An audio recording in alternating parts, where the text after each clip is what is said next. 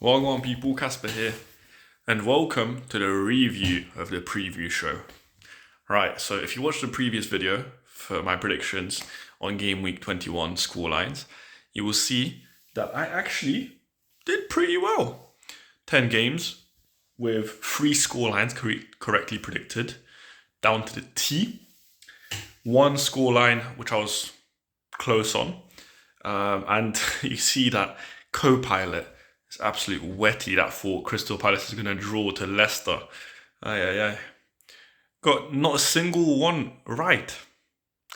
So, all this chat about AI taking over can officially be put aside because it's been shown that humans predict better than AI. At least Premier League games. So we'll see if that repeats itself this week, but that's going to be in the preview show. This will just be a quick video summarizing what I got right. So firstly, I'll talk about the Palace game. So I predicted 2-1, while, as I said, ChatGPT, or Copilot rather, predicted 1-1. Wet scoreline. And the actual score was 2-0. So I was closer, so I give myself the point. Only right, I think. And I guess I should have backed ourselves a bit more. Although Leicester were unlucky to not get a goal that game. I'm happy with the performance and yeah, hopefully winning again today. Today's Saturday, we're playing West Ham. As I said, more on that on the preview show. Now this one's Chelsea versus Bournemouth. 2-1 is what both me and Copilot predicted. And the real score was 2-2, so we were both very close actually. Didn't think Bournemouth was actually going to get a score against them, but should have expected it. Chelsea is such a mixed bag this season. I'm surprised they're so high up with the weird squad they've assembled. Carried by Cole Palmer mainly, but anyway. Next, we've got West Ham and Fulham, which we've also both predicted 1-1.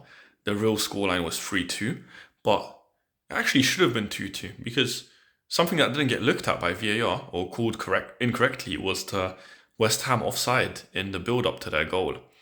I saw that was a wrong decision and unlucky to Fulham not to get the draw. But they've been getting some lucky decisions as well this season. Can't remember what it was, but there was something against Palace when they played us that really pissed me off that they didn't get called our way. But, it balances out across the season as we can tell. So yeah, neither me or Copilot got the score right here.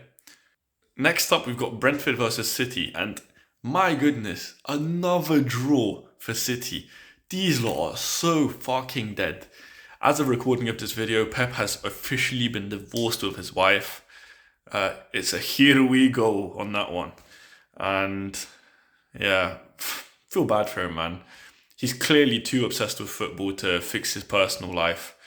And it's only going to make his professional life a lot worse. I think he's really going down a spiral of toxic work-life balance. And yeah, it's going to do poor for him and poor for Man City. Sorry, Pep. Now, this one I'm proud of. I bet against the kind of favourite run of play in Liverpool versus Forest. I thought that Forest were going to draw, that Arne Slot was not going to beat them after Forest beat them already earlier this season. His bored anger is hopefully going to pent up and they're going to lose some traction and actually make this Premier League title race a bit more exciting. But yeah, I bet 1-1. Co-pilot, wetty. I should start saying wetty pilot because it's a really wet prediction it's given every time. 3-1. And the correct score was 1-1. As I said, I was saying in the preview that it's going to be Sells versus Salah, and it kind of was. Like, Sells had an amazing game again. He's the most underrated player in the Prem right now. No one is talking about how good this guy is and how much he's played into Nottingham Forest's success. Big up yourself, Sells. Next up, we've got Newcastle Wolves. And in the preview, I was saying Alexander Isak is a doubtful one. Now, Cunha just didn't even make the bench. I don't know what's happened. He's not got a red card or anything. I didn't think he was injured. I didn't see anything in the news about him being injured, but he didn't start. I didn't think about that being a possibility. I only thought about Isak not starting, and I said, if Isak doesn't start, it's going to be 2-2, I said, I think, or 1-1. Turned out that Isak started and Cunha didn't, which completely changed the game and made it 3-0 to Newcastle. Neither me or co-pilot got this one right. Next up, we've got Aston Villa Everton, and I got this one perfect, down to the T. So, 1-0 to Aston Villa.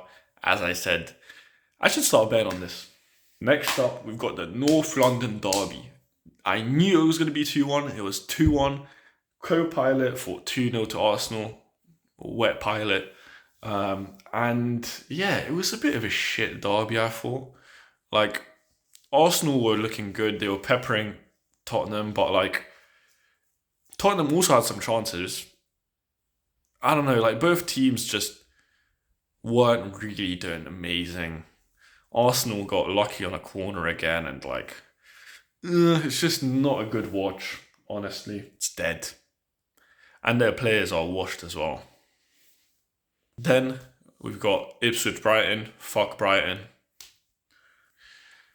And next we've got a hat-trick by Amad Diallo to make it 3-0 Man United against Southampton. So yeah, as you can see by the table, summarized here, we've got 3 games which I predicted correctly. One I'm giving to myself because I was closer than ChatGPT was. Co-pilot, sorry.